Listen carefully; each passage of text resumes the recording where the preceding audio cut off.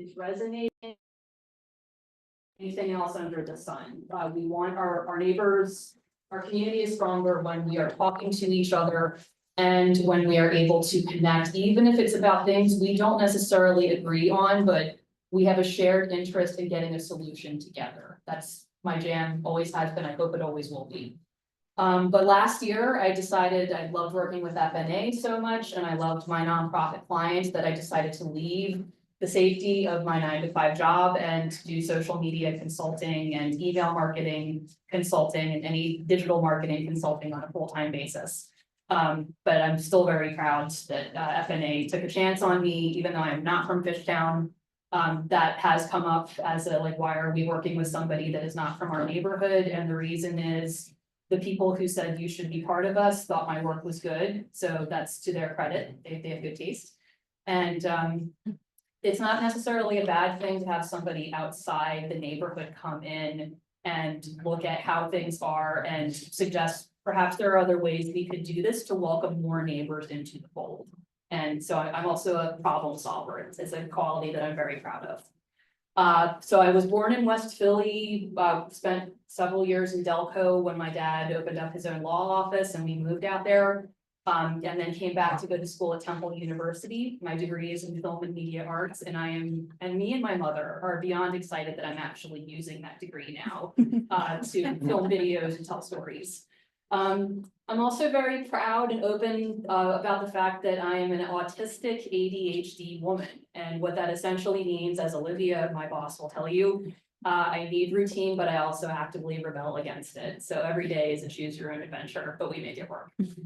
So I do want to give Olivia and her predecessor, Eva Piatek, so much love because you hear my ideas. You are a wonderful representative between me and the rest of the board so that I'm not confused and getting more frazzled because I have a beautifully spicy mind and it is deeply appreciated. So I'm sorry Eva is not here, but Olivia is here. You can join me in giving her And I also think it's very important for you to know I am a hype woman for cats. And I know a lot of folks in this room are hype people for cats. And I saw a wave, but like, yes. We are so lucky to have a neighborhood that's very pro-pet. If you've been in our social media channels lately, you will have seen we had a huge response to our pet day prompt asking people, do you have a pet? Would you like to send us a picture of your pet? We would love to show them. So that's me. Oh, and I wouldn't be doing my job if we didn't do that. Okay, everybody wave. Excellent, and that will go up on our page later. Okay. What about the people on this side? Yeah. Oh, that is a good point. Let's do it. I've seen enough of my face on social media. This is your evidence that you would. Oh, here we go. This is even better. All right, 1, 2, 3. Excellent. We took several because we'll never rely on just one. All right. So for friends who love movies as much as I do, you will recognize the Bobs from Office Space saying, what would you say you do here? And that is a very valid and good question. So let's dive right into it. So I do anything and everything when it comes to our communications. Each week for 11 hours that week, I'm making sure our presence online has compelling content, whether it's event invites, videos, audience building content to make you smile, let you know that we're there and that we want to hear from you. I also like to post what I call community pride content.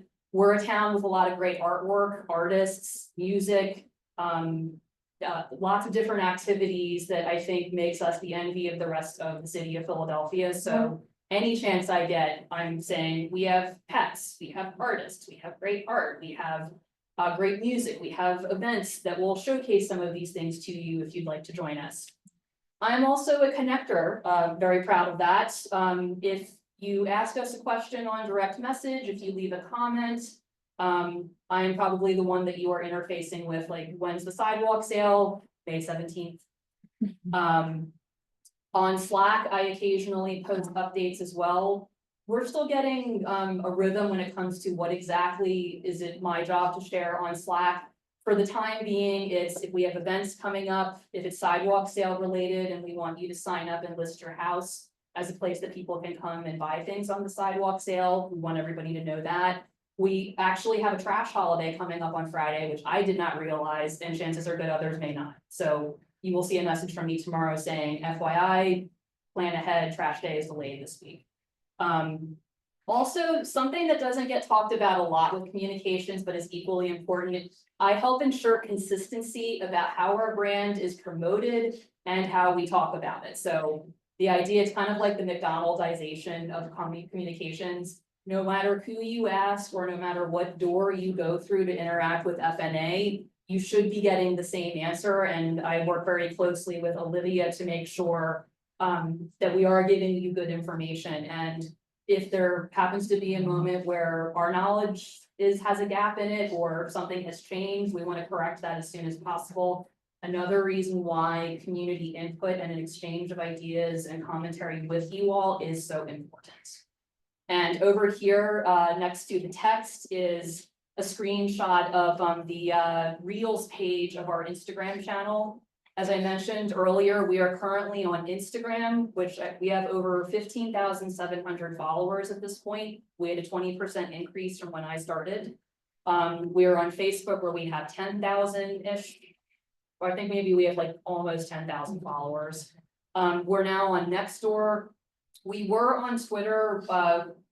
We weren't getting a lot of engagements there, and we had concerns about remaining on the platform in light of how the world is right now. So we are no longer on Twitter, and we have set the expectation that we will not post there anymore. Beyond these key channels, I like to do a strategy that I learned from the Philadelphia Eagles of all people, which is parking our name on different social media channels, even if we are not preparing to use them anytime soon. That's a good idea. If any comms people are in the room, or you volunteer with an organization and you do their communications, please steal this idea. What it does is it makes sure that if you do decide that you want to be more active on that channel, no one else has swooped in and reserved FNA or Fishtown neighbors. So that's how we roll. All right, so real quick, I'm going to show you some examples. Hopefully the audio will work on this. But as I mentioned, we do quite a few videos. Ashley, you're about to see yourself on camera. Shrink this guy down. The first video that I made with FNA was part of a trend. One thing that happens on TikTok, Instagram, and other channels is people will post something along the lines of like a trend, or it's like the same format. This was a trend that was big on TikTok where people would say, I am a blankety blank, of course I blank. So it's meant to be funny, it's meant to show, if you're from Fishtown, you probably understand, what this means, and you're in on the joke, so to speak. Humor is a very powerful way to get people to follow you, to want to see more of your content, and then stay and sign up for your emails, which emails is one of the few things I don't tango in too much. Olivia is the brains behind our email program. Eva started our email program. She was the initial comms, not secretary. Someday I will get that right, but it's not today. All right, let's see if this works. Hopefully it does. I'm a Fishtown neighbor. Of course, I wish someone would finally put a hardware store here. We're Fishtown neighbors. Of course, our house address is shaped with fish. I'm a Fishtown neighbor. Of course, you can find me at the Rose Garden Market on Sundays. I'm a Fishtown neighbor. Of course, I'm still waiting for the Rocky Cat to reopen. I'm a Fishtown neighbor. Of course, I call this memo. I'm a Fishtown neighbor. Of course, I wait to sell all my stuff at the Fishtown neighbors sidewalk sale. I'm a Fishtown neighbor. Of course, this five-way intersection makes sense. And at that moment, somebody was smiling on us. Fishtown neighbor. I know everyone on my blog. And this blog, and that blog, and that blog. No, I was. Don't you? And that was Emily's husband and dog, which was so yeah, we use humor to draw people in. Also, whenever possible, we like to use neighbors, who are either on FNA or neighbors who are in the community that are available at that moment. I'm trying to make a concerted effort to put out notice like, hey, I'm coming to Fishtown to film a video. If you would like to be in it, or you don't mind me being in the vicinity, or you do not want to be in it, you might want to stay away. You might not want to go outside today. The one piece of feedback that we did get to this that we wanted to use moving forward is everybody looked the same. There was a lot of people who were white, a lot of women, and that prompted comments of none of these people are from Fishtown. I've never seen these people in my neighborhood.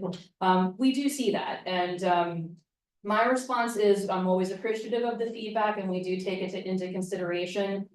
The other thing though is all of my neighbors, even though I'm not a Fishtowner, I am protective of the community that I have been working with for over a year now. We are all neighbors of the river wards. We should all feel safe. And even if we've only lived here for a year or 5 minutes or 50 years, we all should feel welcome and like our contributions matter and that we have a say in how our neighborhood is progressing.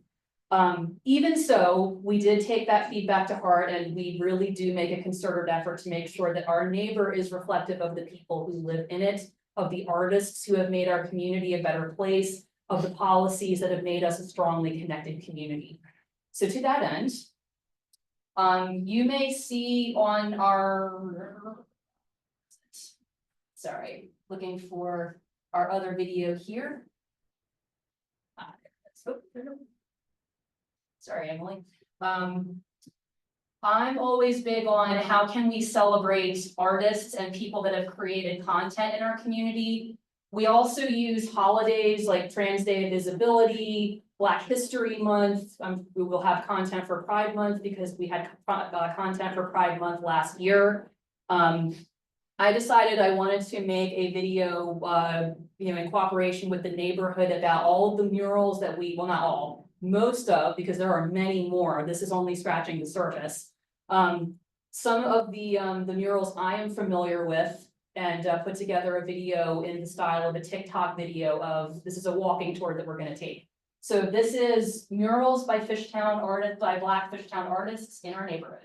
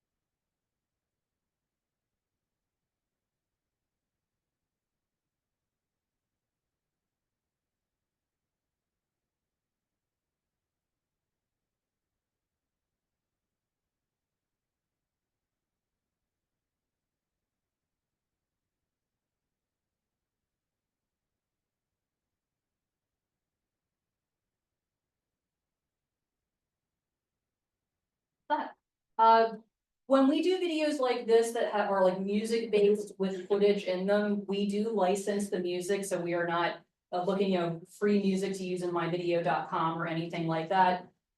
We do, with the work that we're doing, even on social media and our communications, we do believe artists should be compensated and correctly acknowledged for their work that they have contributed to our neighborhood, whether it's in person on the walls of the building or beautifying our social media wall.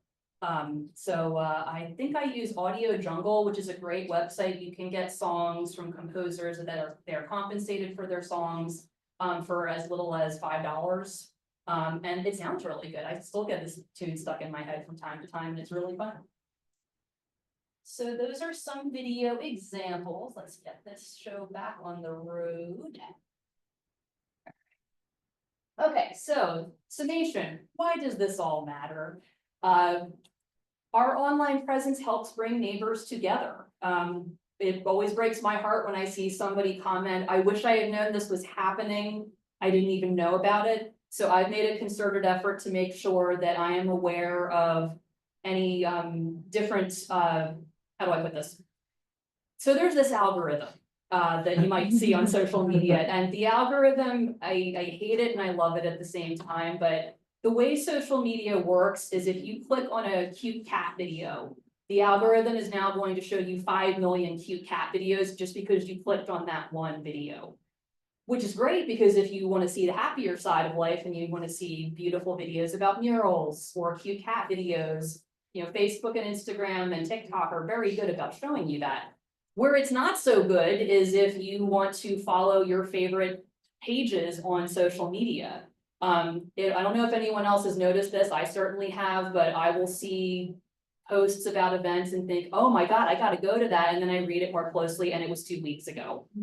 So the strategy that we currently use on Facebook in particular, I try to post 1 to 2 weeks out that an event is happening. For something that is neighborhood wide and requires a lot more input from neighbors, like the sidewalk sale, we've been promoting that since earlier this month.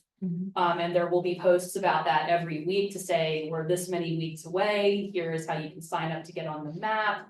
If you have any questions, let us know. If you want to hear about more great events like this, please subscribe to our newsletter.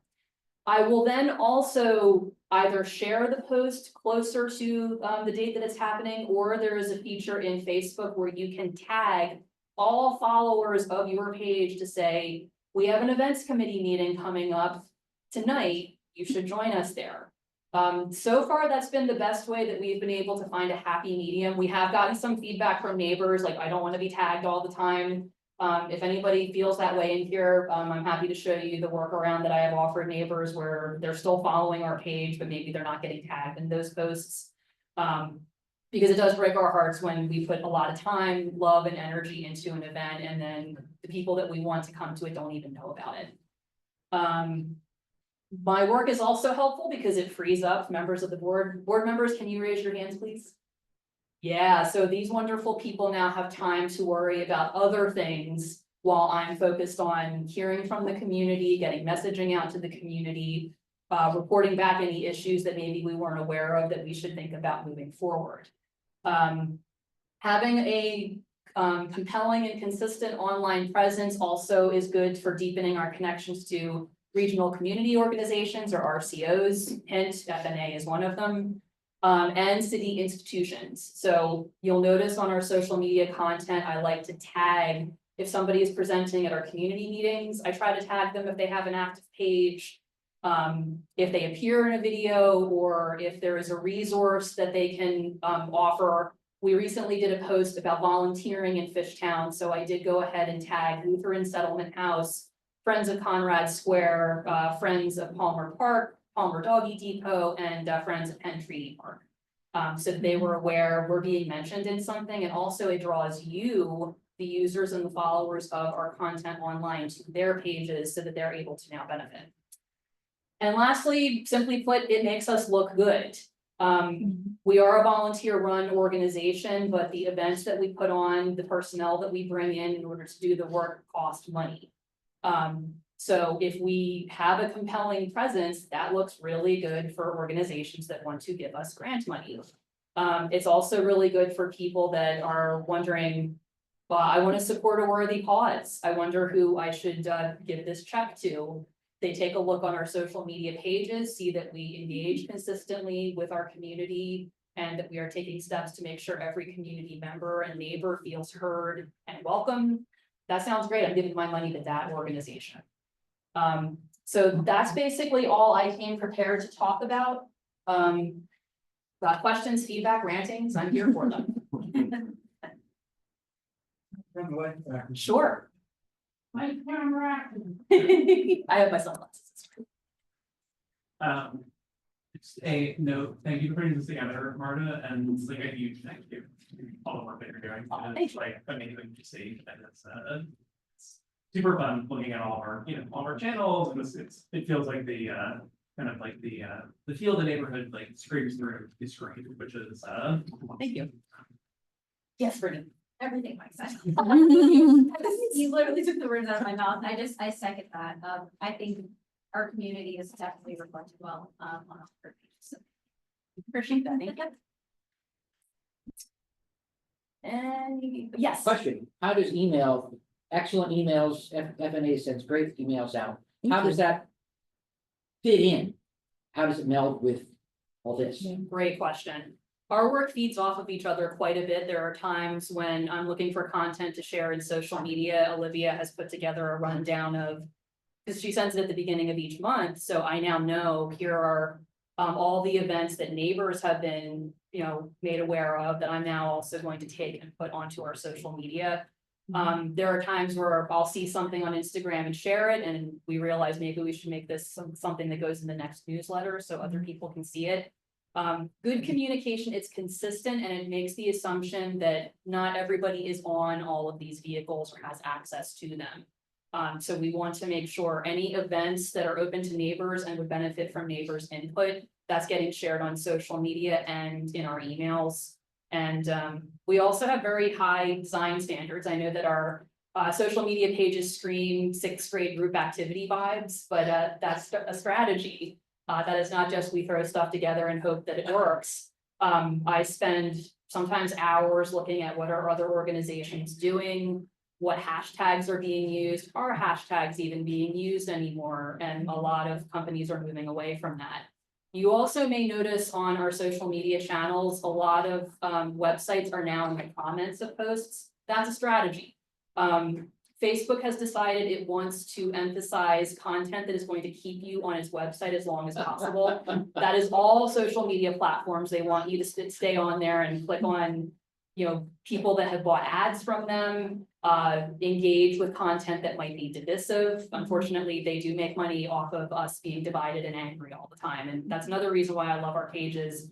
We are an antidote to that. We're not here to be angry. We're here to be collaborative and welcoming together so that we can see less of this crap that's on social media. But that is why you see links in the comments, so that we will still be broadcast and seen to anybody that is looking for, sidewalk sales or garage sales or whatever. And then when they want to know more, like, those fools, they didn't put this in the body of the thing. I'm gonna go tell them in the comments. You don't need to, they're already in the comments. And that's strategy. Yes, Olivia. I'm gonna tag on to that too. So one of the things that Marta taking care of social media has allowed me to do from the comm side is partner more deeply with fundraising and do more fundraising via email. So I've been helping with the brick fundraiser that we're doing for the Rose Garden. I've been helping fundraising with the scholarships, where we send usually 3 kids to school with scholarship money. So I've been able to help them strategize and take care of that as well. So my time's not being spent monitoring social media. I'm able to do other forms of outreach and communication efforts as well. And the tag and your hashtag. Sure. Fishtown neighbors and FNA, is that? It's Fishtown Neighbors on Instagram. It's Fishtown Neighbors Association on Nextdoor and Facebook. I want to add to Olivia. This is our president, Ashlei. Marta's points, hi. Having Marta do this too is a big reason we're able to do this hybrid format. We were using Ashley's personal laptop for a little bit, and that's why it's been a little chaotic because I'm very type A in most of my life, but I get a little chaotic here because I'm a busybody and I'm doing way too much. And my Mac battery sucks. So that's how Olivia is able to be here today running it, and her and Marta plan to be the main people, and like board members will be back up if they're not available doing this hybrid format for us. Which I think is very accessible. So people who can come in person, don't have a computer, or, don't feel like working it. I know someone who's steady, does the hybrid format and does it from his phone. And then other people like, there's lots of families with kids and maybe they can't make it over here, but they still want to know what's going on. So we just wanted to make our meetings more accessible to the neighbors. Yeah. Bob, you had your hand up? Yeah, a couple questions for those at home that are watching. It's Bob Everett. I'm in the background. 2 questions. One, no, all right, well, You're depriving the people of. oh, they don't want to see me, but hi. Couple questions on the Nextdoor app. Yes. Do they still break it down by certain sections of Fishtown, like Fishtown East? Yes. So What which is up with that? which Nextdoor section are you on so they can try to find you? That's a good point. So I think I put down Fishtown Rec as our address because that's what the That address. will get you So most of the Fishtown sense, West, I think yeah. is what we are, Okay. but that threw me for a loop. I'm like, Yeah. what the hell? There's parts of Fishtown, like Well, what's that's, going on? that's similar to the buy anything, give nothing, whatever it is, Yeah. they split a neighborhood into thirds, so It's so if you small. live 2 feet on the south It side of is. York, you can't sell it to your neighbor across the street. I know, they told me I'm not in Fishtown. Oh, you're not. I know.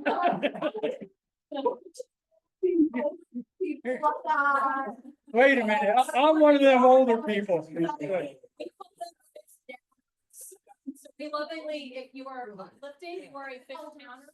If you are putting down, you are a fish downer. Do not be a fish downer, be a fish towner.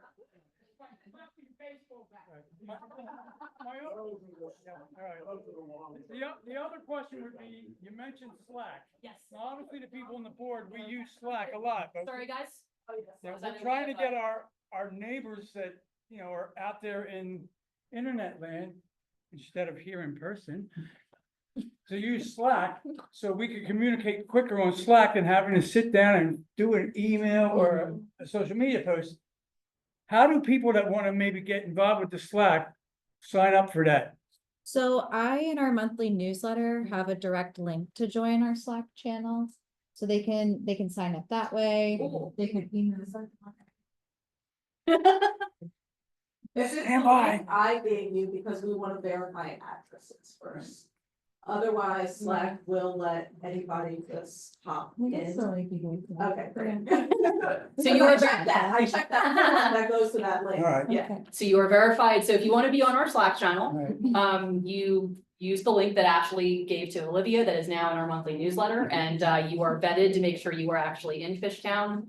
And then you can be part of the Slack channels. Not to be a hater, but like we just. Yeah, no, that's, and make sure you're getting our newsletter. If you're not, then you go to our webpage and scroll to the bottom of the about section, is it? Well, I think now it's Where you can sign up for the, fishtown.org/newsletter sign up or something. like yeah, that. Like, we it's all the way created at the bottom of the page, yeah. Essentially, I don't referred it want to it some to people be that- another, no offense. We don't want it to be Fishtown is FIA, awesome, right. because it's just a lot of Okay. people don't. I'm gonna step to the back. That's my time. Yes, sir. So. You know, there are so many different aspects, so you can Slack, you Yeah. can Facebook, you can get the newsletter, you can get the email. Which is the easiest, that's most consistent, because a lot of us, you know, this is not a full-time job for citizens to be trying to stay up with what's going on in Fishtown. Yeah. It's a casual interest, you know, it's where they live, but they have careers. Yes. So what's the optimal position or location for getting? Slack is great, but it's got 6 different channels and you have to know what to look for. And the worst is when someone says, oh, it was on the XYZ and you go, What's that? where? Yeah. How they, you know, that's like, you know, when your father used to say, did you look it up? It's in the dictionary. You're like, "No, Or in the I phone book, which looked no at it. longer I don't know how to exists. spell it. So I don't know how to spell everything. So where's the best place? Sure. It really depends on where you are, which is why we have lots of different communications channels. If you're on Slack, I share our updates to the general channel because that's the first channel I think you're automatically opted into when you join a Slack channel. And I also make sure to include an indicator that this is going to the entire channel. Because what that does is it sends you a notification, even if you're not in Slack. Marta Rusek just sent the following update to the general channel. But because we're consistent with our emails, our Facebook group, our Facebook page, our Instagram page, and our Slack, it doesn't matter, it should not matter where you go. You're able to get the most up-to-date information regardless. Now, when we've had instances like we had a rain date, last year for my very first sidewalk sale, we had to bump it to the rain date because it was gonna rain on Saturday, the 17th. So in that instance, we enacted crisis communications plan is not the right word, but it's the first thing that comes to mind, but it's like an urgent plan to communicate to neighbors. This has changed. Do not show up to people's homes tomorrow. You will scare them. It's raining. In moments like that, we may immediately push things out on all channels for that reason. So no matter where you are and how you're interacting with us, you know. So it's whatever your preference is. And you can always send us an email. what email address do we want people to use to? Hello. Okay, Mhm. hello@fishtown.org. So if you, I love so many people that do not like technology and they just want a person to answer and say it's gonna be okay. Please send us an email at hello@fishtown.org. We will answer. Yes. Is there a wild card or catch-all, so if anybody sends to anything at fishtown.org, it will reach, is that set up? Yep. Good thing, because sometimes they don't spell it right, or they don't remember the thing, whatever. Yeah. Anybody else? Bernie, we know your email, so there's a disclaimer on that last answer. It keeps us on our toes, which we appreciate. Yeah. Again, your feedback makes us better at what we do. So if we are seeing, I didn't know this was happening, I had no idea this was a thing. That is an indication to me to talk to Olivia and say, what else can we do to make sure neighbors are in the know about this so that they don't miss out? Because I don't have a job if you are not here and you are not taking in our communication. So I am here because you are here and I am very grateful for that. And I'm very protective of my neighbors. So. Anything else? All right, thank you so much. It is, like I said, it's a privilege.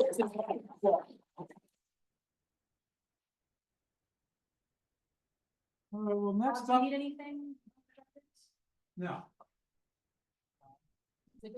well, we're waiting on the lieutenant from the 26th district to come and give us an update. He said he'd be here between 7:30 and 7:45. Got to pick up his kids at softball because his wife is doing a blood drive.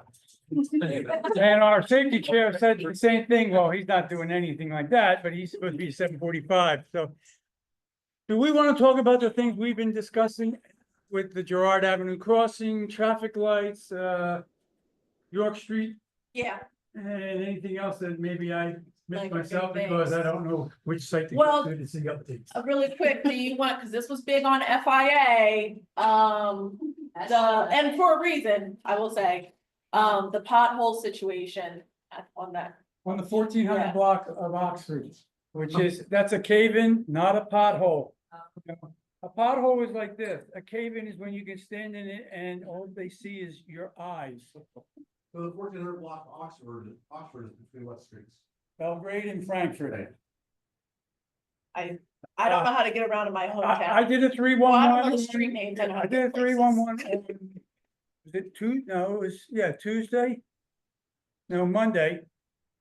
Sent it into 311, spelled it out. If you're doing something on 311 and you're not sure what it is, use the other category and write them a doctoral thesis. It forces somebody to physically read it and say, oh, okay, this guy's telling me it's a cave-in. It's caved in before. It probably needs to go to the water department and maybe streets for them both to check it out because they work together. I shared that with the Mayor's Office of Community Engagement, who has since referred it to streets. Who has then sent it to the water department because they will have to do a sewer, float the camera through the sewer, check for broken laterals, and usually if there's a broken water line, it will be draining into the sewer. Before they will even attempt to go out with streets to probably backfill it for the third or fourth time, because this has been going on for 3 years. And then come back, cement it, and overpave it and pray that the fourth time works. So that's where we stand with that. And then we've been working on other things. I'll let you take that over because It's you've been. unrelated. Oh, no, It's just no. a I think community there's announcement. people in the waiting room. Oh, Hey, Bob, did that start as a, Yeah. did that just start got a as its own, as a clean, or did it start as like a plumber's ditch or something? Yeah, it's caved in several times over, Right, the back. the even original- before they built the high-rise apartment house and those townhomes there in the old National Metal Yeah. crafters. It had sunk in a couple other times. All the new water lines going in and out of the new townhomes probably didn't help it any, but you could see before they even got that townhomes done, the curb, it was undermined all the way. And there's probably still something leaking down there. Personally, I think there's a couple old abandoned water lines that the furrows are probably loosened and it's just seeping enough to keep washing it away. And they just, it's hard to find an abandoned line when you built new houses. Yeah. You know, it does take forever and ever to, eventually somebody will dedicate their life to it and it'll show up. I'll let you talk about Girard Avenue and the other things that you've been more involved in. Yeah, so York Street is obviously an issue, and unfortunately, it's gonna continue being an issue for a little bit longer. Squilla has promised that he's reached out to the necessary agencies to get someone to look at it. Hopefully we can like keep a fire under him. You know, I think that realistically, if we don't see anyone out there doing studies or something by like summertime, then we'll bother him again. I know that we at the Fishtown Neighbors Association would love to see some like solid traffic calming measures put in. A lot of the city's funding from that kind of stuff usually comes from the state or the feds, so yeah, right now, not looking too great. So, you know, I am not advocating that the Fishtown Neighbors Association does anything guerrilla tactics. But if someone wink wink were to do that in the next year, that is, you know, I think might happen. It's happened before. Yeah, it might have to be that way. York Street, I'm sorry. Just speeding, a lot of speeding, obviously, and then the kids that cross over to Hackett. It's very unsafe, and the crossing guards are having to like really put their bodies on the line, which is insane for anyone to do. Stop signs are behind trees. Yeah, stops, and they're also, I mean, the parking, because they're like pushed more towards the sidewalk, so it's just a mess. I worked with Marnie with this last year when she first went out and did a survey, so I still have all the old pictures from all the way down the street that I sent her. They did, but I think there's also people coming off of 95. But also I hear the speed bumps aren't really doing anything, so. They're the old, there were cushions in the 2100 block immediately in front of the Yeah. school. So if you're coming from Aramingo Avenue, they don't impact you to slow down before you get to the corner of Survivor. I also where the think majority of the kids cross. they're the ones that aren't all the Like way going out, across. right. Yeah, so people just Straddle. straddle. They're So the ones that actually wind up encouraging people to leave their lane Mhm. in a Yeah. hazardous way. So instead of going too fast, now they're swerving left and right. Mhm. Somehow that's better. Right. I don't know how. Yeah. So just to go back to York, so someone recently had worked with someone about the one of the stop sign at Columbia Road. Mhm. And it was going back and forth with Otis and transportation, and they said because there hasn't been any car accidents there, Mhm. that the stop sign will not be perfect. So, Oh, I know how to fix that. so a lot of. Prevention is not. A lot Yeah. of the traffic does follow the state regulations and not follow the city locally, is how the funding works. And that's another thing is that a lot of people sometimes don't call 911 because they're like, it's this, whatever their excuses are. If there's accidents, people almost get hit, Mhm. something, they have to call 911. Those calls in there will show evidence that police traffic message. Traffic has to happen. People need to be reminded, they need to call 911. 311s, gotta be careful, because if you put multiple 311s under one address, it cuts out each one. Mm. It starts with a new one, so this, if you have one 311, just keep on adding and building to it. And you will have to stick with those, because they're gonna say, we're not gonna put it in because there's no accident, or no one's calling 911, no one's reporting 311. Okay, that's good to know. So if you couldn't hear, especially if, I know there's people who reside on York who've been reaching out, and we can, say this again in our newsletter. Report the accidents that you see. Doesn't matter if you think it already got reported, call 911, put in 311s whenever you see something. If you have a near miss, still report it, because that is what the state and the city go off of in terms of traffic calming. So that's a really good point. And we're sort of in a similar sort of thing with Girard, not as bad. There was a comment in the chat, Iyer saying that there's a lot of broken down cars on York Street as well. What should they be opening 311s? 311s, Yeah. 311. Mm-hmm. Sure, so if a car has a valid inspection, it can stay there up to 6 months. Okay, so that's another thing, it depends on what's broken down. If it does not have a valid inspection, it goes into 311, They can send it to you guys will send it to, other departments, and we can get it, built out. That may also be referring to some vehicles that are in a body shop along York Street. where Very they true. park Vehicles that are under the care and custody and control of the body shop on the street. That's very true. And on Frankfurt.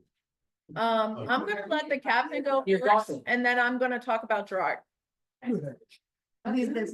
Also, if the license plate. And you just. The license plate is missing on the back of the car. Sometimes those plates just fall off. Lieutenant Giulian is a lieutenant with the 26.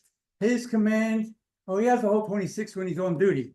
But his primary responsibility, I guess is the way to call it, is Service Area 3, which is everything east of Front Street. From Laurel to Lehigh. Good evening, everybody. Poplar to Lehigh, but who's counting that half block? Lieutenant William Jordan again, just here representing the 26th district. My main thing when I come to these meetings, I know you guys have questions, concerns about certain things, so I just wanna present myself, open up any kind of questions you guys have. Just looking at the stats that were given to me for the last, I believe these are year-to-date stats, again, on this kind of thing that I kind of talk about every time I come here, one of the main issues we're having out here, I mean, the violent crimes are down a little bit, the homicides, the aggravated assault with guns, the robberies with guns, they are down as a whole. As a whole for the district, though, all the property stuff seems to be still going upward. A little bit some places, more others. One of the main things we just continue to have issues with stolen autos. All right, it's a constant battle to get, to find ways to get that brought down a little bit. Again, the main thing I just expressed to you guys that live in the community here, just make your vehicle as difficult to steal for some of these thieves as possible. I mean, the way some of them are set up now with certain models of the cars, I mean, it's a quick thing, it's a quick in and out. 2, 3, 4 minutes and that car is gone. And so, but other than that, I wanted to make sure to touch on, I know obviously one big area of concern in the last month or so was the issue with the sexual assaults on Montgomery and on Palmer. Montgomery and where? There was one on Montgomery, one on Palmer, 800 Palmer. One was an adult female, and one was I believe a juvenile female. Yeah. From our end with that, just so you guys are aware, I'm sure you guys are aware, because I know a lot of this got fished out on Fishtown's Facebook page. A lot of information real quickly. People had their cameras, people got it on Facebook. By the time I came back from a couple of days off, they already had they knew who they were looking for. You guys all knew who it was. That information was given to police, especially. So I mean, there is an active warrant in for the guy. Yeah. They haven't been able to arrest him yet. They believe they did go to his house to make an attempt to arrest. I think as of now, he's no longer in Philadelphia, whether it's Jersey or New York. That's irregardless of the warrant. Obviously, he can stop by police anywhere. He's going to get locked up and brought back here. But I mean, if nothing else, this is a good example of kind of the community putting their information together and helping out the police. Because like I said, I mean, I'm sure before a lot of information got to the detectives that are in charge of it, you guys kind of fished it out pretty quickly on Fishtown Facebook. So, I mean, that's a good thing. That's what we want. That's what we need to be able to catch some of these guys. I mean, we need the help from the community. Any information you guys get. We have the phillypolice.com website. You guys all, I mean, I'll give up my email again every time I come here. I'll give up my email, my city email. If you guys have any questions, any concerns, just please feel free to email me. And it's something I'll pass forward to my officers. We have our roll call complaint option on. I know last month here I talked about the Philly's updated Philly Police website, phillypolice.com. Which wasn't working properly that night, but I looked at it before I came here today. I mean, it seems to be up in. I mean, the stats that I come here and can just spit out the numbers to everyone, and I'm not sure what they mean to one person, other but those stats are available on their website as well. But you can follow roll call complaints. And I came in yesterday. We had four new ones on the board. So anyone that sent them in, parking at 2600 Agate, 2300, was it was Agate and Oakdale, we got that, okay. And then just any other contact information for the captain as well as the PSA lieutenant that you'd be able to forward any kind of comments, concerns, information you want to share. The captain recently put out an action plan in reference to some of the homelessness issues going on in Kennington Ave. Mainly, the main focus he had and I sat down and talked to him last week when he stopped in was, the St. Francis Inn issue, if anybody's over on that side. So it's kind of been, for 3 platoon on last out, I kind of been pushing my guys to, make sure that, I understand St. Francis Inn is helping people, they feed them. I believe they give them option to get clean, shower, they give them water, they give them food. On my shift, they tend to sleep out there. I know that's a problem for you guys. You wake up in the morning, you take your kids to school, you're walking to work, and then you're kind of walking around all this stuff. So I made a point to spread out, give that to my officer that work in PSA 3 that we don't want people sleeping on the highway. Okay, we'll work in conjunction with ESD, East Safe Service Detail that deals with DPMs and stuff. I know last week I went out there with a couple officers, ESD met me out there, American came out as well. We got the corner clear, one person actually stayed and got services and got taken to a shelter. So we did that a few days in a row, so something just kind of constantly keep an eye on. Can't make these people not be out there. Again, I mean, homelessness, it's not a crime. Being addicted to drugs, not a crime, but sleeping on the sidewalk, violating city ordinances. So at least that's something we can offer you guys. I know there's some complaints, some comments about the store that's open 24 hours on Kennington. It's still Kennington Ave, 2548 Kennington Ave. The newer store. They shut down that 2520. That has been open for months. The 2548, unfortunately, I mean, people congregate there and the people inside the store. Unfortunately, I mean, the store is permitted to be open 24 hours a day. They are permitted to have those games in there. So as long as they keep having those games, they keep having those stores open, that's really the only one along the ad there, that's open all hours of the night. So I mean, that there is going to be people in there, people can be in the store, it is open, they do have the games in there to play. We'll do our best, and again, I stress to my PSA 3 officers that tend to work regularly in PSA 3 to make sure we're going out there. There's people outside the store, it's a different story, we can kind of get them moving, get them going along, hanging out there for a little bit. I'll drive by, and I tend to see if I go by and I sit out there for a little while, I got a little bit of downtime, nothing's going on, or I got something to write or whatever, I'll sit out there, and the longer I sit there, people tend to like, all right, let's move on. This guy from the store has come out a couple of times that I sat out there long enough that he started to get people out of the store and move along, so just some kind of proactive stuff like that we're trying to work on to make it make the streets a little, a little more livable, a little bit easier for you guys to get around. Come morning time, you got to get to where you're going to, and not have to deal with some of the stuff that we guys been dealing with for a long time. Wow. You might be asking the same question. No, I doubt it. Now that the weather is warming up, will the district be planning to, sit out around the Girard and Frankfurt with the kind of, I live right around there with the Visitors. yeah, I was The bar gonna say, crowd and the everything. Bermuda Triangle, will there be, some people keeping them from getting a little too rowdy?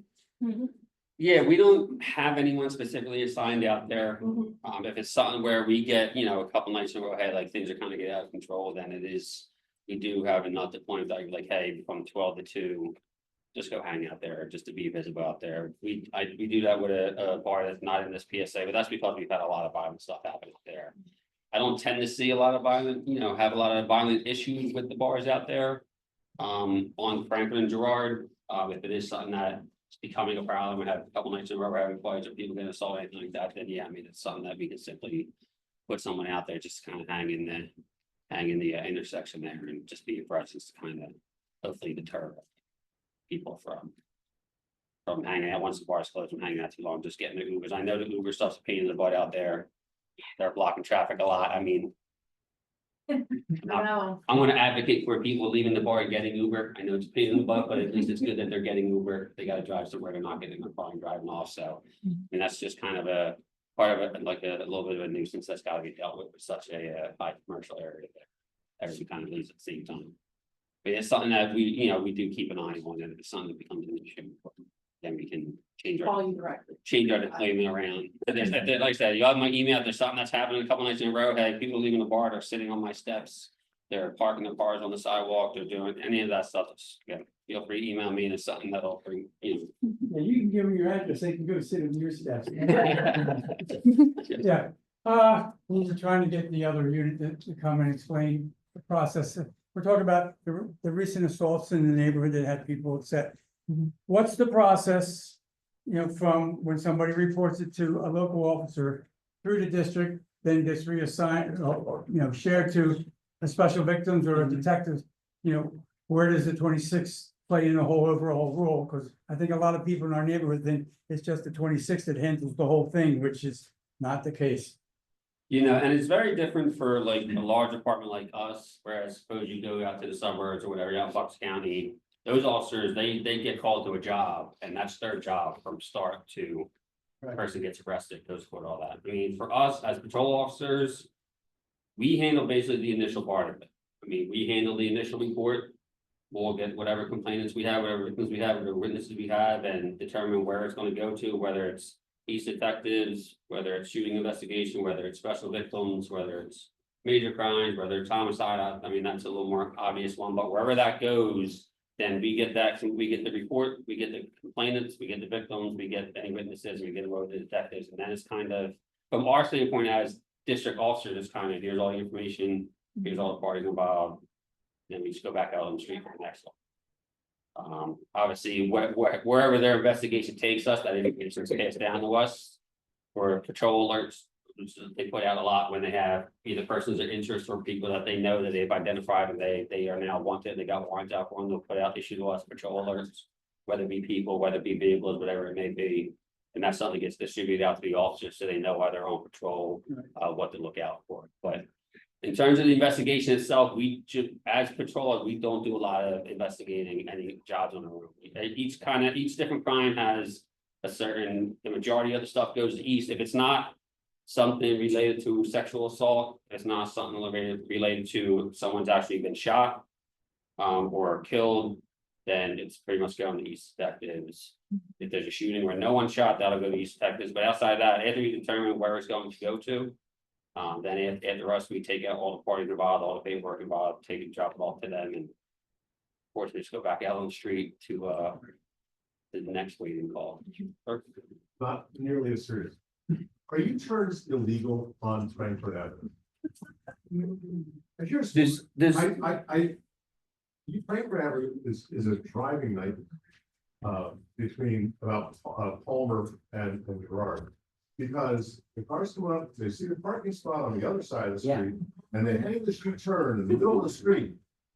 Which is even more problematic because typically there's an Uber sitting there waiting to pick somebody up or to pick up food at the corner of Montgomery and the walk to work place.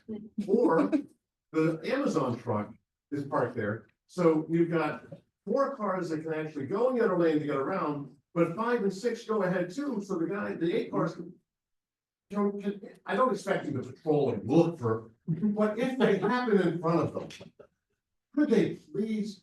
Well, it has to happen for a week or two, and then people start to get on this. Yeah, for the most part, in terms of U-turn, if it's not specifically posted on there, no U-turn, then a U-turn can be made as long as it's not affecting opposing traffic. Well, yeah. You know what I mean? And on Frankfurt Ave, there's no, like you get on the Girard Ave, it's a big enough thing where you can make the U-turn without having to stop back up, stop back up.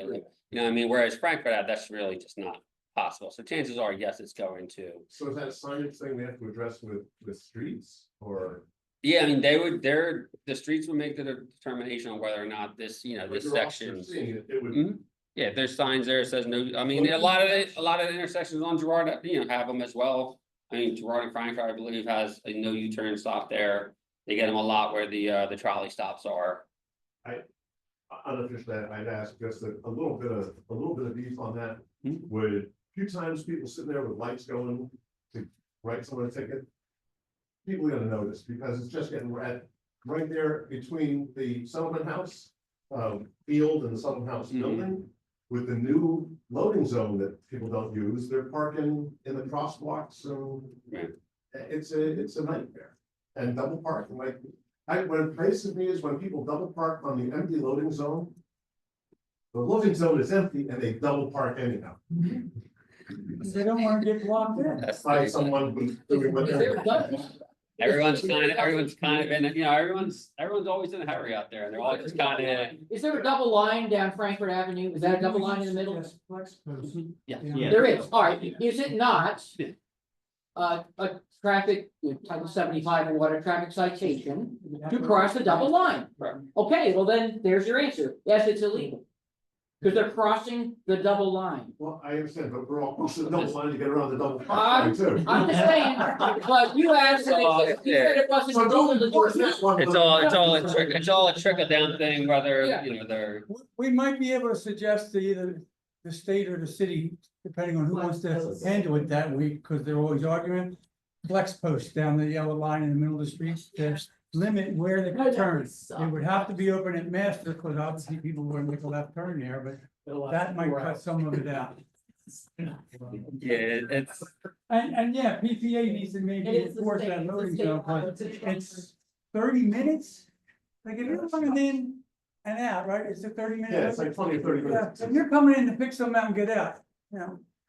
5 minutes, if it ain't ready, you got to go. And I know with a lot of the accidents and stuff that happen right off of Girard Avenue off 95, the captain has implemented like a selective enforcement detail out there, just, and maybe that's a suggestion I can make to him, hey, can we Thank you. put one on these certain areas at Frankfurt Ave? All right, said Gerard is really very, you know, and I appreciate. Yours is 11:30 to 12:30, we get the message on real quick. Well, you know, it's also the Ubers who are making the U-turn to pick up at the other place. And it's so much Uber and Amazon and all that stuff now, you rarely go down a block without somebody stopping to. There you go. So we blame the people that don't go to the store and buy it on their own. Well, when they go to the hardware store in our neighborhood. Yeah. That may or may not be coming soon. We have a couple questions on Zoom. First, someone asks, what's your email? My email is, I don't know I if you can can put it type in- it on I can there. Put it in the chat. I'm gonna read it down first. It's, I'm sorry, my name is, sorry, William.J as in John. Giulian, Giulian. Spell the last name again? at phila.gov. Oh, your last name. Yep, Giulian. You have to put the, it's gotta be, have that in the middle initial in there, or else it'll go to, The other. it'll go to my father and he hasn't answered emails in 12 or so years, so he's not answering his emails, like, you're not gonna get any response, Yeah. so. Another question asks if Girard Ave is a state route. It is. Yes. The Route 13. No, that's Frankfurt Ave. Four-digit number. Yeah. And then another community member comments that there was a report from a neighbor that the sexual assault perpetrator attempted to attack another woman 2 days ago at Second and Master. Apparently this was confirmed that it was reported to SVU. That's nothing that I've been made aware of additional information that he's around them. I'm not saying that's wrong, I'm not saying that's incorrect, but that's something I have to check with the specific, there's nothing information I've been given to say, hey, we think this guy might be back around, and we had another victim with the same. Was it even reported to the police, or is this something someone's look reading like from SVU. somebody else and we're playing whisper down the lane? If- yeah. I'll check with special victims and I'll see if I can do the related information too and see if they had another complaint about it. But again, like I said, I mean, with all the eyes of the community, put everything on the internet. You see this guy's back in town, and you hear this guy's back in town, put the information out there. I said, Did they have to send out an actual picture that he is in fact Yes, wanted? we wanted to- That's why we weren't doing anything, because we didn't want to, feed into the hysteria. We're seeing others from like North Philly and West Philly that are up, but we've never seen anything. yeah, I was just off the, looking at it, the when I was walking over here, page. just to make sure that when I said that, that I. They did that, Seen they did was that a with the Kensington snapshot on Strangler, the with the TV Kensington report. Strangler they had up, Yeah, but that's a well, while ago. but we're not looking for him anymore. That was a while ago. You know, I live- But I- the police put out a poster eventually. Right. I live on the 50th floor. I'm registered to live in the city. I was never- so they were all written. Yeah, we could get that, cause we just didn't wanna like spread any unofficial information. Yeah. I mean, the information I would put out to anyone, if you see him, call 911, because he is wanted for sexual assault. If you find out that he is back, if that's true, would you alert the schools? Because when that happens, the schools alert the parents. Right. Right. To come get their kids. Yeah, that's why I wanna make sure, I wanna talk special victims now, make sure the captain knows, like, hey, like, I was at the meeting. Apparently this guy had another incident, so make sure that the schools are aware, the communities are aware. I think it's been a little over a year since the displacements were started on Kensington and maybe Front as well. What changes in crime types and frequency have you seen just anecdotally on blocks, surrounding blocks? Increase, decrease? I mean, Cause then, for the most part, all that displacement stuff was up in the 24th district, yeah, so okay. I don't have their stat information. I can just say personally, from just, and then again, this is, I pretty much just work the overnight shift. If I'm here during the day, it's usually not on patrol, and so, but I mean, the improvement of what Kensington Ave looks like overnight from a year ago to right now is like astronomical. It's So where do you really- think those folks have gone? I know, I'm just saying. Back to the suburbs. Some of them are on Don't 7900 State ask. Road. No, I mean, That's that's the new place. whether it's just a matter of everyone's just not clumped down anymore in one spot, they're kind of spread out more, but I mean, with the idea, their goal was to get Kensington Ave a little bit more passable for the people that are around there. I mean, I would say just from an observation point that it's been successful. Obviously, it's still out there. They still have the officers out there along from Allegheny down to Lehigh, you know, on a pretty constant basis. I wish they would push that down south of Lehigh for 2 blocks. Yeah.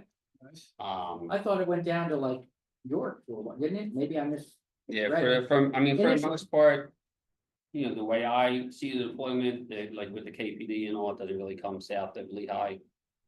It would be good to bump down another block, at least 2600, where we got Huntington and all that, and all those small streets and the L station there. Needed. I mean, that's not something that has occurred yet. I mean, it's always 1800 out. something that can be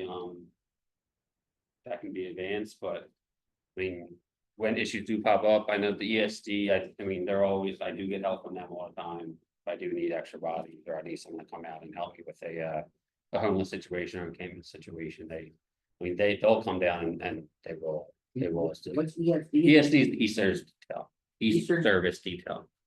Basically, there's also assigned, it's a small group that has been assigned to deal with the homeless and the encampment issue for the most part. That's their main focus. If we get calls for that, we call for them. They work in conjunction with Amerikey. Sergeant Honiston's people that probably is come to your acting meetings. Yeah. John's Hey, here. Dan. Hi, John. Yeah, I have a few updates, question. Are we, do we have any more questions? Someone have a question or something raise their hand down here? Quick question for you, do you have, and I may have, like, do you have any? Speak up so the people. Can hear you. can hear you. On the Zoom, you're on Zoom. Hi, everybody. Do you have any updates on traffic accident counts on Girard or moving violation counts? I don't have one with me today, but I'll send them out to Fishtown Airport. Yes. I'll get them, I'll send them out. Okay. I know they are still doing it. Yep. I think they had people out there, actually people out there from 8 to 12 and then from, I believe it's 4 to 8. Now, the actual numbers, no, but I know, I mean, tickets are being giving out there. It's not something where anyone that works at detail is working with the expectation that there's no warnings giving or anything like that. They stop somebody out there, they get issued. But I'll make sure I have you, I'll get you the exact number of how many that have gone out. You've seen a decrease in all accidents. This is East Girard. East Girard, yep. Gerard and Burks.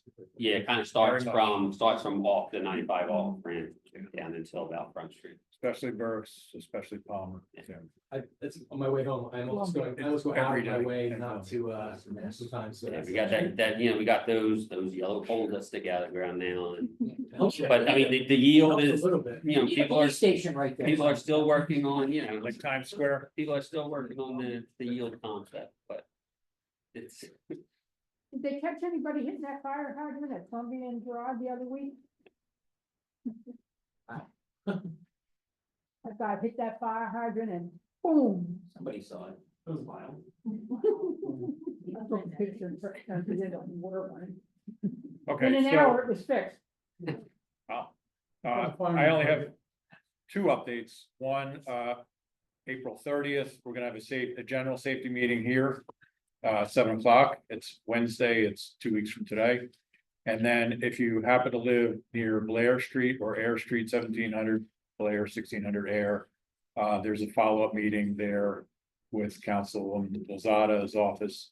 That has not been scheduled, but that will be coming up very soon, and they're gonna give us updates on traffic studies for those two blocks. That is Schistler again? That will be at Schistler, yes. When that's scheduled, assuming that we have the road. Yeah. So that'll be in the next couple of weeks. More questions for the lieutenant? Great. thank you for having me again, like I said, I'll hang out for a while, anybody have anything. Okay, and I think we're almost done. So real quick, I'll just give an update on Girard. It's freezing in here. Sorry, I'm stuttering because I'm like cold. Oh my God. Okay. I already forgot. Girard Ave crossing times, because it got published maybe sooner than I would have preferred because it's not sufficient, and Fishtown neighbors' opinion. We reached out to the state and the city. Turns out, even though it's a state road, the city runs the traffic signals and all of that. Yeah, very interesting. So they agreed that they could increase the crossing times, but now the time from the walk to the flashing sort of like caution hands is 29 seconds total. And so before that, it was like 25 seconds or something insane. We still feel like that's obviously insufficient for 4 lanes of basically a highway, which is 80 to 90 feet curb to curb. And now with the proliferation, especially of there's several daycares, there's like the STEM school, there's the Montessori school, and then there's just generally like elders that live Riverside who cross and maybe go to Lutheran Settlement House or to Newman. And then just me, shoot, I cross dang near every day. How long does it take you to cross? It takes me, and I'm able-bodied, it takes Right. me about the entire length of Wow. the time. And a lot of folks aren't as able. And I'm not going at a leisurely pace Yeah. either, which would be nice. So, having crossed even with the elder with a walker, and she had to go even slower over the rail, like the tracks. It's just not, it's not good enough. And the daycares, they have several kids with them at a time, and apparently they have to hold up traffic to let the kids cross. So we are advocating for, there's like a stupid formula that technically like states and the feds use for this kind of stuff. We are advocating for like 2.6 feet per second, which ends up, it's really dumb. It ends up being like 35 seconds to cross. I still don't think that's enough, but we're trying to start at a reasonable sort of thing. This is going to be better than what it was before. And then hopefully we can at least get this little step in the right direction. And then we can ask for more a little bit later. I know that folks, it was nice to see actually everyone's comments on Instagram and Facebook that were like, oh, that's, you know, it was very sarcastic. It was nice to see that everyone cared that much, because I wasn't sure that we did. I thought there'd be more pushback in terms of making the cars wait longer. Obviously, that's what that means. But it seems like we're all in agreement that that's not enough time to cross 4 streets or 4 lane streets. So we will be sending out a form in our newsletter in May for folks to sign on to, similar to the thing that we just sent out about the grant that we applied for the community members to sign on to. And then we are specifically going around to the daycares and to the families and to the schools especially, and asking people to sign on. So hopefully we'll have an update for you there by the end of the summer. I'm trying to be realistic because bureaucracy runs slow. But yes, that was not sufficient for us either. So thank you for the comments. That's really it on the updates on Girard. If you saw the grant application thing, there's more things that we would like to do.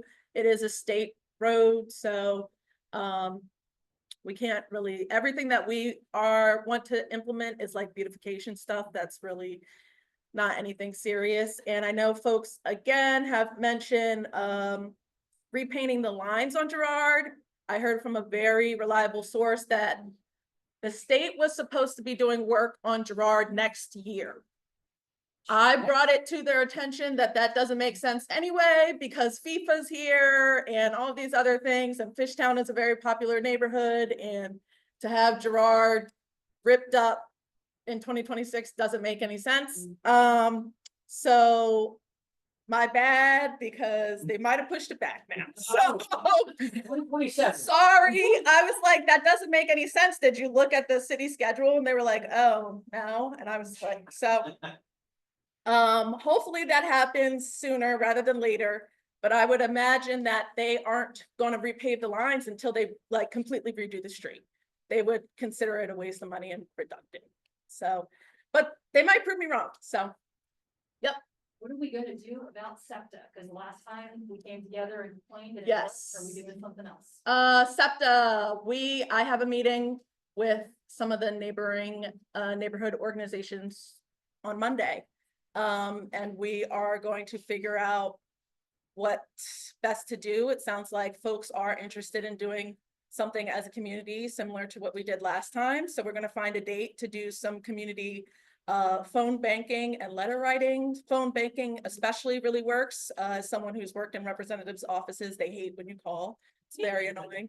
They can ignore your emails. I'm very serious. They can ignore your emails. They cannot ignore your calls. So we will very likely do some phone banking and letter writing. But in the meantime, if SEPTA is something that you're really concerned about, there's an organization called Transit for All PA that does a lot of stuff, and their arm here in Philadelphia is called Transit Forward Philly. We shared in our Instagram stories their petition that they have going on, and they have a bunch of other stuff. Like they have a lot of resources. So we will be sharing more about that. Keep your hopes up. Keep your, What about SEPTA? There's a funding shortfall, and they're also betting rates. Yes. The last time that happened, we did a letter writing campaign. We cannot take all credit for it. I'm going to, because I love this organization. I think we saved SEPTA. We're gonna do it again. Yeah, we saved SEPTA last time. It was totally us. It was us. Someone asks in the chat, is there a way we can enforce the rule that tow truck companies alert the district when cars are courtesy towed? Us? The No, police. but we can let the police know when Yeah. somebody. If your car gets towed and you go to the district and they don't know anything about it, well, that's your chance to file a report saying, we think it was towed. And if you find out who the tower was, let them know that they did not go in and tell anyone. The utilities, for the most part, their guys go right in and give a list, but Mhm. sometimes people are, doing something else, like a plumber. Will just have somebody tow it or relocate it and they don't tell anybody. So Bob said snitch. Yeah, right, yeah. That's Spelled with a capital S. No worries that you didn't send it. Bob Right. knows all this because he's Yeah. the mayor of Fishtown. Yes, Denise. I mean, if the system worked properly, we wouldn't be having this discussion, but let's be honest.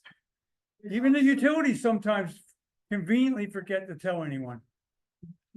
There's also a rotational towing program, just so you know. For accidents. So you can contact that or reports, predatory towing. So you said it's predatory. So, yeah, so it's. Rotational towing. You're writing it down. Look, she's great. Yeah. Right, that falls for accidents. When there's an accident, the police call and they pull up the next This is location. also Fire department. and- Yeah. Yeah, all those toes, yeah, it was put into place in 2019. Yeah, a so it's while not ago. relatively new. And there is a PPD directive that relates to that. Okay, so we'll be sending out, there is some information. What was it? Yes, and they don't. So there are, you should tell the police, but also there's some, it looks like direct resources from the city that you can reach out to ASAP, because obviously the police are swamped. Real quick, there's a lot of utility work going on in the area, PGW, Philadelphia Water. They're sending out notices to the owners of the homes on the streets where they're doing the work.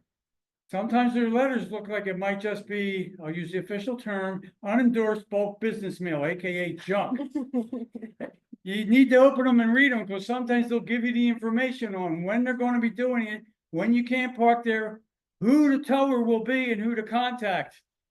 They're supposed to put signs up, but again, we know how that works. So don't ignore messages from a utility company or an email, read them, because sometimes that's where they give you the information.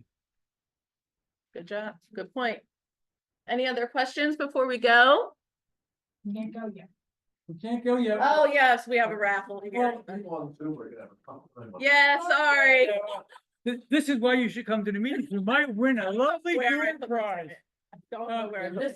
Just real quick, we got some general community announcements for things that are coming up. The first one would be Saturday. Beautification is doing their, Earth Day. you're doing it on Earth Day or Saturday? Earth Day is our Saturday event. We're doing Okay, a but cleanup, that's, make native plant seed bombs. We've got a lot of cleanup equipment we're giving away. So trash pickers, trash bags, gloves, all that good stuff. So that's 10 to noon here. Right. Outside. next Wednesday, the 23rd. And I doubt they'll be doing a hybrid. Delaware River Waterfront Corporation and PennDOT will be here to further explain what their plans are for under I-95, who's going to manage it, what they're going to do. That's all I really know about it, but they have the room here at 6:30. So that might be of interest to some of you. Come to that.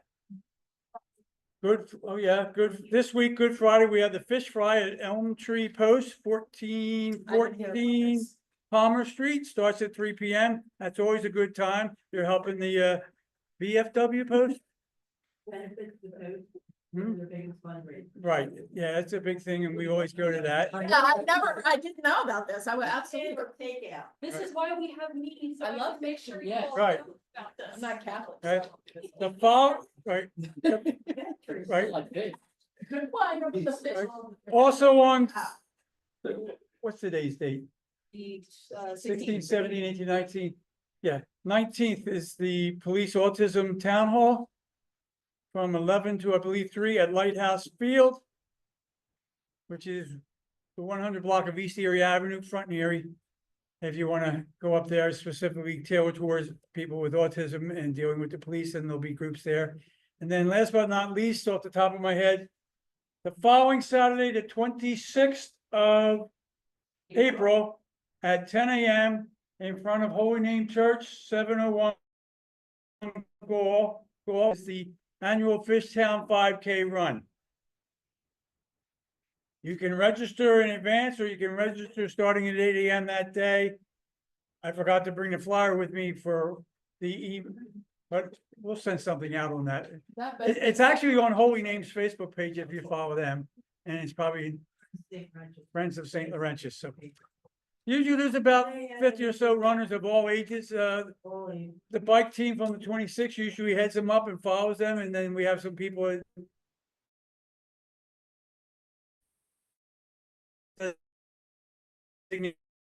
intersections along the way. Well, yeah, we stopped them from making U-turns, so Jerry will be out there helping us. All right, now we're gonna. That's right, yes, good food too. All right, now we're gonna do the drawing, so. Who wants to draw the first ticket? And then you have your choice here. We got a double sun visor for nighttime, daytime with the glasses. Or we have some scrub mommies, or we have this nice travel bag. Come on, somebody be up here, take it first. Ashley, get in. I'll pick out, yes. I don't know where my ticket is. Check your pockets. I'm like, I don't know where my ticket is. 508025. Watch this be mine. Somebody came in just after me. Watch it literally be my fucking ticket. Right after me as well. 20. Is that you, John? There we go. Which one do you want? You get the first choice, you can have this or this or that. I'll pick the next one. Yeah. Moving along. Scrub mommy, scrubbing and Oh, having- there's scrub What's on the daddy. one side? Yeah. It's a sponge. 508-017. Yeah. Everybody's. Or like last time, when we do it again. Hey, Jeff, hold on, Jeff is a winner. Jeff Well, this is right after mine. You can have that. 508-016. I'm sorry, 012, 012. I'm sorry, Troy. If I win, Troy, it's yours. I'm so sorry. I promise it is two. It ends in a two. Oh, you can have this or that. Got one more. Let's go closer to the thing so people see. Last one. Let me out of it. Great.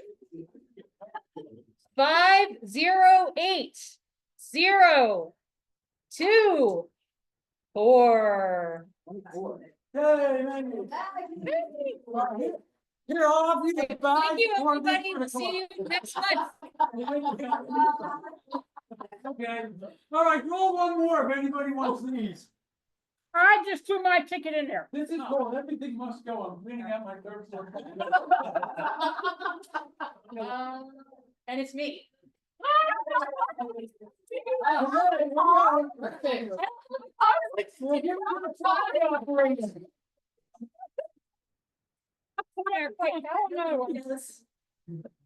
I do not have a car, all right.